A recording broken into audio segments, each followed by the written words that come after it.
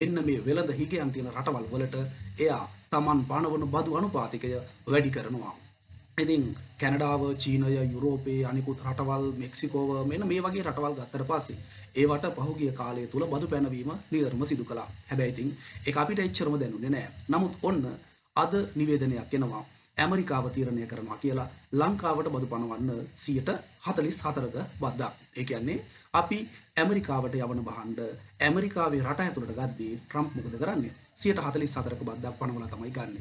ඉතින් අපිට හිතනවා අපෝ එන අසාධාරණයිනේ. 44ක් කියලා කියන්නේ ඊටාත්ම ලොකු බද්දක් නේ කියන එක හිතනවා. හැබැයි මතක තියාගන්න අපි ඇමරිකාවෙන් නානයනය කරන බහන්ඩ වලට මේ වෙනකොටත් අපි 88ක බදු පැනවීමක් සිදු කරනවා. එහෙම ගත්තොත් එහෙම ට්‍රම්ප් පනවලා තියෙන්නේ අපි පනවන බද්දෙන් හරියටම 50%යි.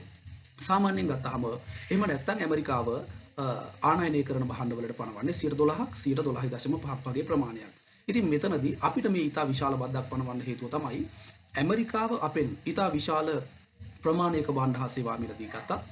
ලංකාව ඇමරිකාවෙන් භාණ්ඩ මිලදී ගන්න ඉතාමත් අඩු ප්‍රමාණයක්. අර මම කලින් කිව්වා වගේ වෙළඳ ශේෂය තුල ඇමරිකාවේ හිගයක් නිර්මාණය වෙලා තියෙනවා. ඒ කියන්නේ ඇමරිකාවෙන් විශාල ප්‍රමාණයක ආදායමක් ලබා ගන්න හැකියාවක් නැති නිසා. ඉතින් ඔන්න අපි මේක නිකන් දල වශයෙන් අරගෙන බැලුවොත් එහෙම ලංකාව සාමාන්‍යයෙන් ප්‍රධාන භාණ්ඩ වර්ග 60ක් 80ක් විතර අතර ප්‍රමාණයක් ඇමරිකාවට අපනයනය කරනවා. ඒ අපනයනය කිරීම තුළින් සාමාන්‍යයෙන් ගත්තට පස්සේ අවුරුද්දකට ඩොලර් මිලියන 2800ක් 2900ක් විතර ආසන්න ප්‍රමාණයක් අපි උපය ගන්නවා. මොනවාද අපි ඇමරිකාවට අපනයනය කරන්නේ?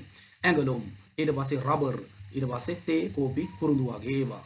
සාමාන්‍යයෙන් ගත්තට පස්සේ අපේ ප්‍රධානම අපනයනකරුවන් අතරින් තනි අපනයන ගැනුම්කරුවෙක් විදිහට ඉන්නේ ඇමරිකාව. ඉතින් ඒ නිසා ඇමරිකාව කියලා කියන්නේ අපිට ඩොලර් ලබා දෙන සම්පතක් කියලා කිව්වොත් ඇත්තටම නිවැරදි. හැබැයි ඔගේ අනිත් පැත්ත වෙලා තියෙන්නේ අපි පහුගිය අවුරුද්ද පුරාම ඇමරිකාවෙන් ආනයනය කරපු භාණ්ඩවල වටිනාකම අරගෙන බැලුවොත් එහෙම ඩොලර් මිලියන 362.2ක් විතර වගේ ප්‍රමාණයක තමයි අපි භාණ්ඩ ආනයනය කරලා තියෙන්නේ. ඔය සෝයා බෝංචි වගේ දේවල්, ඊට අමතරව කාර්මික භාණ්ඩ නිෂ්පාදනය කරන්න ඕන යන්ත්‍ර සූත්‍ර වගේ වගුවන් යාන සමහර අමතර කොටස් වගේ දේවල් ඇරෙන්න ඇත්තටම අපි ඇමරිකාවෙන් වැඩි භාණ්ඩ හා සේවා ප්‍රමාණයක් ආනයනය කරන්නේ නැහැ. ඉතින් අන්න ඒ නිසාම තමයි ඇමරිකාව මේ අපිට පනවලා තියෙන මේ 12.5ක විතර බද්ද 144 දක්වා විතර වැඩි කරන්න උත්සාහ කරලා තියෙන්නේ. අද අපි කතා කරන්න යන්නේ මෙන්න මේ බද්ද කොහොමද ලංකාවට බලපාන්නේ කියන කාරණාව. එකක් තමයි අපි දන්නවා ලංකාවේ ඇඟලුම් ශාස්ත්‍රය සමග ඉතා විශාල වශයෙන් රැකිය අවස්ථාවන් ජනනය වෙලා තියෙනවා. ඉතින් ප්‍රධානම අපනයනකරුවා විදිහට අපේ ඉන්නේ මං කිව්වා ඇමරිකාව.